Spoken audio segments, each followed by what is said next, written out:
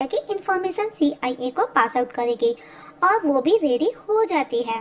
तब Dominica $30,000 Vietnam के bank में ट्रांसफर करने की मांग करती है और अब नेट और डोमिनिका रिलेशनशिप में आ जाते हैं और अब मार्था का मिशन भी डोमिनिका को सौंप दिया जाता है, जहां वो नेट और उसके सीनियर को बताती है कि उनकी एक एजेंट जिसका नाम स्टेफनी है, जो कि रशियन स्पाई से मिली है और उनसे इंफॉर्मेशन कलेक्ट करने के लिए वो लंदन जाने वाली है, जिसके बदले डोमिनिका नेट और उसके साथियों से 2 लाख यूएसडी की मांग करती है, जो कि एक बहुत ही इम्पोर्टेंट इंफॉर्मेशन दी थी और उसे भी वो वियतनाम के बैंक में ट्रांसफर कराती है।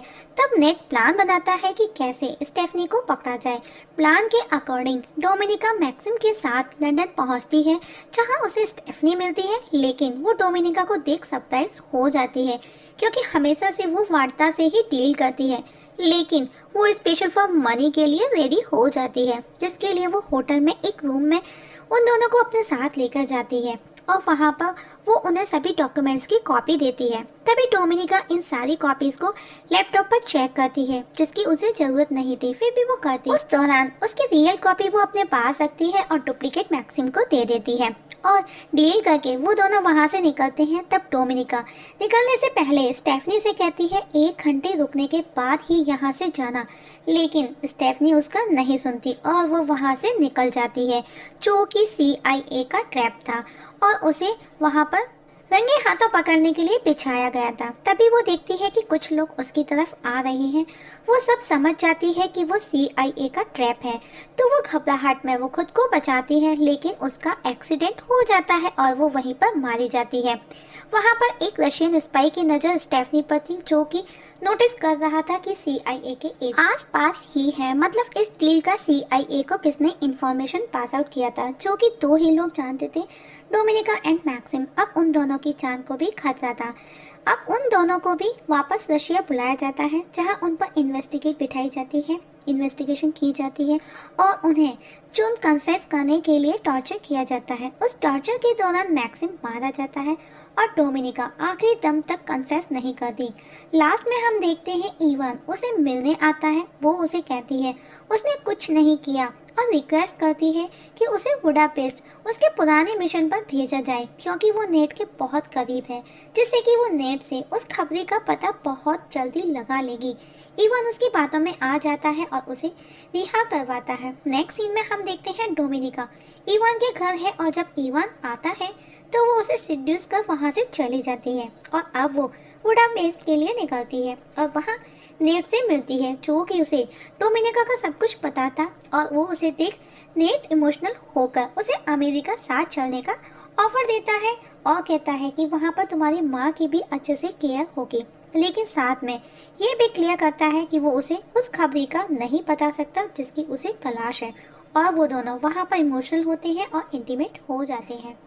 तभी हम देखते हैं कि बीच रात में मैट्रन वहां आता है नेट और डोमिनिका के पास, जो कि सो रहे थे, जो कि खबरी का नाम पता करने नेट को टॉर्चर करता है। तभी डोमिनिका भी जाग जाती है और वो सब देख घबरा जाती है और डर जाती है और यहाँ पर दोस्तों सीन पूरा चेंज हो जाता है। डोमिनिका मैट्रन का फेवर कर नेट को टॉर्चर करने में उसका साथ देती है, जो कि मौका मिलते ही मैट्रन को वो मार डालती है, लेकिन वो दोनों उस दौरान बहुत ही घायल हो चुके थे, जिसके लिए उन्हें एक गवर्नमेंट हॉस्पिटल में हॉस्पिटलाइज किया जाता है। अब जो कि एक और स्पाई मारा जा चुका है। इसके बाद डोमिनिका वापस डेंजर जोन में आ जाती है। तब व्लादिमीर उससे मिलने हॉस्पिटल आता है, जो कि इवान के बॉस थे, जो कि सब जानते हैं कि डोमिनिका ने ही ये सब किया है। और इसी दौरान जनरल ये बात भी बताता है कि नेट जिस खबरी को बचा रहा है वो मैं ही हूँ और जिसे तुम ढूंढ रहे हो वो भी मैं ही हूँ। उस रात गार्डन में नेट ने मुझे ही बचाया था, हवा में फायरिंग करके, जो अब सारी इन्फॉर्मेशन उनसे शेयर कर रहा हूँ। जिसकी वजह बताते हुए कहता है जब उसकी वाइफ बीमार थी तो न्यूयॉर्क से एक डॉक्टर आने वाला था उसका ट्रीटमेंट करने के लिए, लेकिन रशियन एम्बेसी ने उसे परमिशन नहीं दी, क्योंकि उनकी मेरे साथ कुछ प्रॉब्लम्स थी, दुश्मनी थी, जिसकी वजह से मेरी वाइफ मेरे सामने तड़प तड़प के मर गई। इसीलिए मैं ये सब कर रहा हूँ और तुम्हारी एक गलती का वेट किया जा रहा है, याद रखना, जिसके मिलते ही मतलब तुम्हारी एक गलती अगर उन्हें मिलती है वो तुम्हें मार देंगे, तुम मारी जाओगी। और एक बात यहाँ पर इवान तुम्हारा अंकल सबसे ज़्यादा करप्टेड है, जो कि वो सिर्फ तुम्हारा फ़ायदा उठा रहा है। उसे एक खूबसूरत लड़की की ज़रूरत थी जिसने वो अपना काम करवा सके। उसे तुम्हारे जीने मरने से कोई फ़र्क नहीं पड़ता। इवन अभी तक तुमको जो भी सज़ा मिली है सब उसी के कहने पर तुम्हारे साथ हुआ है। अब तुमको ये सब पता चल गया है तो जाकर इवान को मेरी सच्चाई उसे बता दो, ताकि तुम एक नेशनल लेवल पर जा सकती हो। एक अच्छी पोस्ट प्रमोशन मिल सकता है और मेरी जगह तुमको प्रमोशन भी मिल जाएगा और मेरी तरह ही काम करो। तब डोमिनिका अपने सीनियर को कांटेक्ट करती है और उन्हें बताती है कि खबरी कौन है। और उधर जब नेट को होश आता है तो वो भी हैरान हो जाता है कि डोमिनिका ऐसा क्यों कर रही है। उसी रात यूएस इंटेलिजेंट को खबरी कंफर्म करने के लिए बुलाया जाता है, जहां पर हम देखते हैं कि डोमिनिका ने व्लादिमीर की जगह इवान को फ्रेम किया था।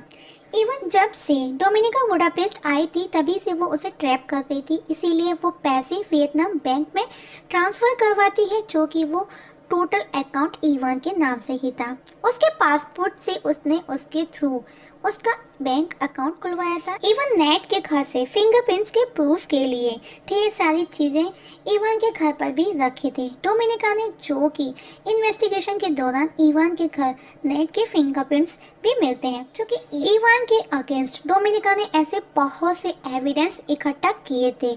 इस तरह से इवान फंसता ही चला जाता है और रशियन एजेंट उसे वहीं मार देते हैं और अब डोमिनिका मिशन कंप्लीट हो जाता है और डोमिनिका को प्रमोशन भी होता है। आखिर हम देखते हैं कि वो अपनी माँ के साथ दिखाई जाती है, जहाँ पर वो खुश है, लेकिन वो नेट को मिस करती हुई दिखाई जाती है। तभी हम देखते हैं कि डोमिनिका के घर का फ़ोन बजता है और जब वो रिसीव करती है तो वो कॉल नेट का होता है और यहाँ पर मूवी ख़त्म हो जाती है डोमिनिका के स्माइल के साथ में।